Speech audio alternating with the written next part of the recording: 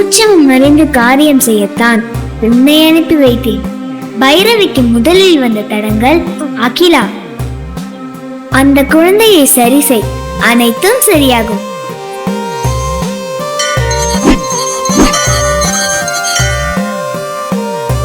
நீ சிறுவாச்சூருக்கு வரத்துக்கு சூழ்நிலை சரியில்லைன்னு தெரிஞ்சும் அந்த மதுரகாளி என்னையே உன்னை கூட்டின்னு வரத்துக்கு அமிச்சான்னு என் மனசுக்குள்ள ஒரு உறுத்தல் இருந்துட்டே இருந்தது.